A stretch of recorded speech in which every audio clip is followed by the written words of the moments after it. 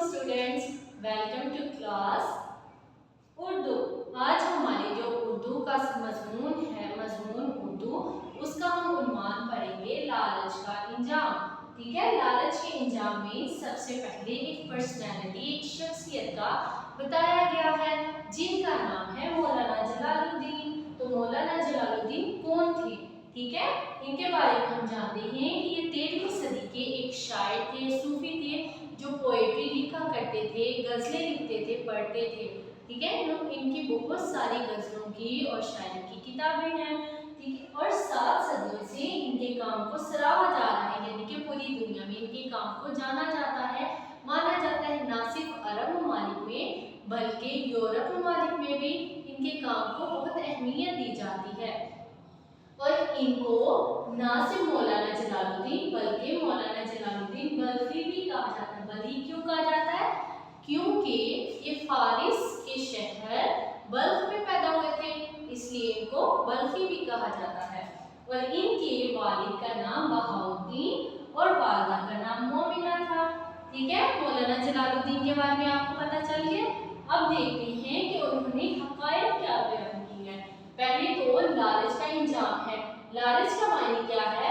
हद से ज्यादा किसी चीज को तलब करना, चाहना, पाना कि मेरे पास जो दूसरे के पास चीज है उसको भी छीनकर मैं अपने पास रख लूं, एक हसद और लालच। ओके, नेक्स्ट इन्होंने मौलाना जलालुद्दीन ने एक हिकायत कहते हैं अफसाना, दास्तान, किस्सा या कहानी को उन्होंने बयान किया है।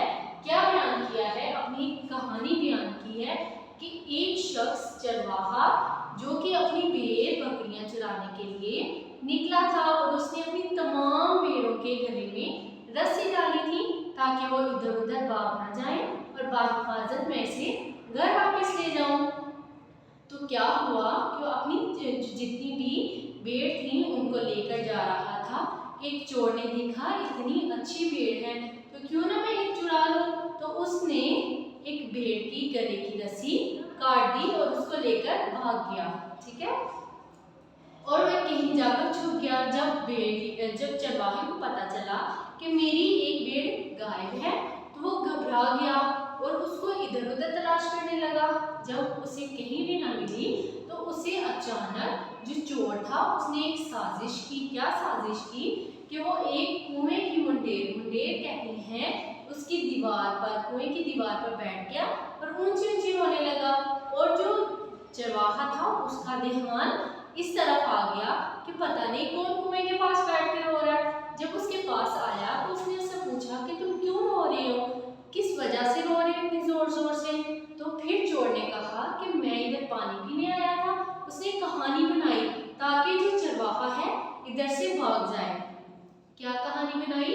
कि जो मैं इधर पानी पीने आया था और मेरी एक अशरफियों की पोटली थी। पोटली में क्या था कि 500 अशरफियां हैं। उसने झूठ बोला था, हालांकि ऐसा तो नहीं था उसके पास।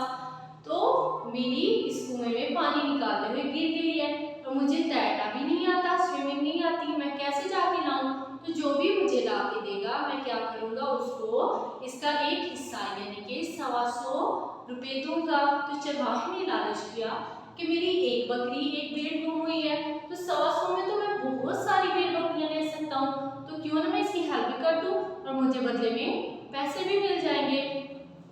ठीक है, तो वो चरवाहा जो था कुएं में गया और जाकर अशरफियां ढूंढने लगा। हालांकि अशरफियां थी नहीं वहां।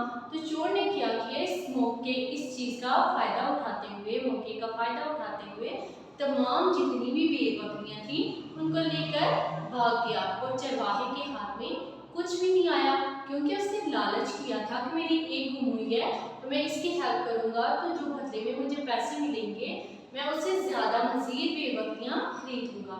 तो उसने इस चीज का लालच किया था। देखिए, चरवाहे ने जब लालच किया तो उसका नतीजा क्या हुआ कि उसकी सारी भेड़ बकरियां जो थी वो गुम हो गई, खो गई। कैसे? कि चोर लेकर उसको भाग गया। अब इसका नतीजा क्या निकलता है, सबक क्या है इसका?